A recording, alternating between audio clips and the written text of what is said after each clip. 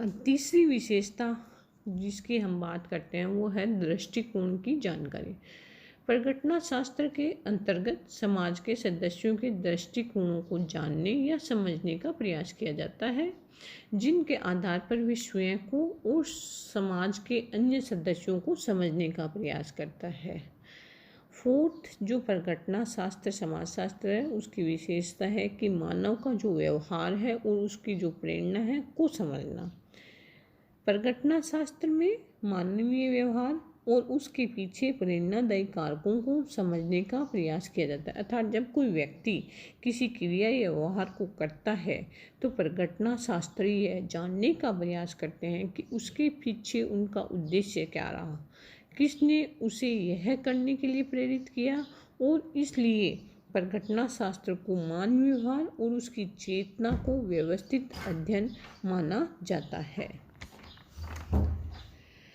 अब हम इसकी नेक्स्ट विशेषता पर आते हैं जो कि है परंपरागत समाजशास्त्र के विपरीत। अर्थात हम कह सकते हैं कि जो परिघटना शास्त्र है हमारा जो ट्रेडिशनल सोशोलॉजी है उससे थोड़ा सा डिफरेंट है।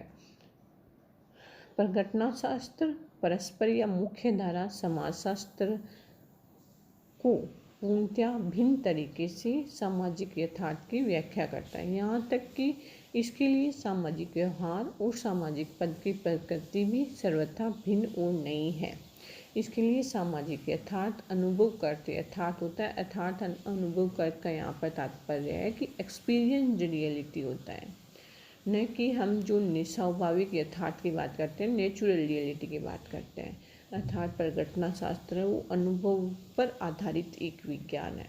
इसके अलावा सामाजिक यथार्थ की प्रकृति सामाजिक होती है क्योंकि इसका निर्माण समाज के विभिन्न सदस्यों के मध्य अंतःक्रियाओं के द्वारा चेतना की प्रक्रिया द्वारा होता है। यही नहीं, परिघटना शास्त्री परंपरागत समाजशास्त्र के समान सामाजिक यथार्थ को स्थिर और मनुष्यों से अलग और ऊपर नहीं मानते, बल्कि उनके लिए तो सामाजिक यथार्थ निरंतर परिवर्तनशील होता है और मनुष्यों के व्यक्तिगत अनुभवों से परे उसका कोई अस्तित्व नहीं होता है।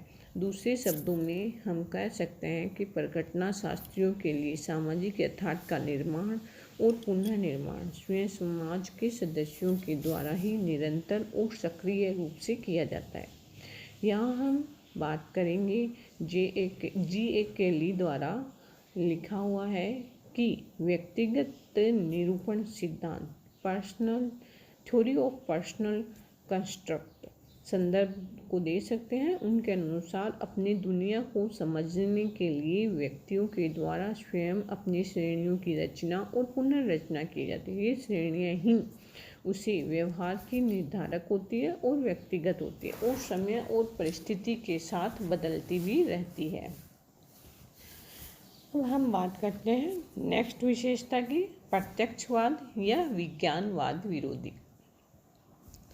वस्तुतः परिघटना शास्त्र का विकास प्रत्यक्षवाद या विज्ञानवाद के विरोधी विकल्प के रूप में हुआ है। यह दर्शन शास्त्र के अधिक निकट है। परिघटना शास्त्रियों का मानना है कि सामाजिक जगत का अध्ययन प्राकृतिक जगत के अध्ययन के लिए प्रयुक्त की जाने वाली जो विधियां हैं या अध्ययन पद्धतियों हैं के द्वारा नहीं किया जा सकता, क्योंकि दोनों प्रकार की घटनाओं की प्रकृति के मध्य एक भी तरह की समानता नहीं है। परिघटना शास्त्र प्राकृतिक विज्ञानों के समान तर्क, कार्यकारण संबंधों, सिद्धांतों और अवधारणाओं आदि में विश्वास नहीं करता है, बल्कि अपना ध्यान मुख्य रूप से मानव की चेतना की जो प्रक्रिया है पर ही केंद्रित करता और इस चेतना की प्रक्रिया द्वारा ही निजी या व्यक्तिगत वास्तविकता की खोज करता। इस प्रयास से ये वह विज्ञान की अंधानुकरण करने से बचता है। अतः हम कह सकते हैं कि जो परिघटना शास्त्र है वो व्यक्ति की जो चेतना होती है उस पर आधारित है, उसको समझने का प्रयास करता है। इसकी नेक्स्ट जो करेक्टरिस्टिक्स है वो है अनुभववाद विरोधी, एंटी इम्पेरिसिस्ट। वस्तुतः परिघटना शास्त्र अनुभववाद का भी विरोधी प्रतीत होता है। यह अनुभव के वाद के इस दावे से तनिक भी विश्वास नहीं करता कि प्राकृतिक जगत की भांति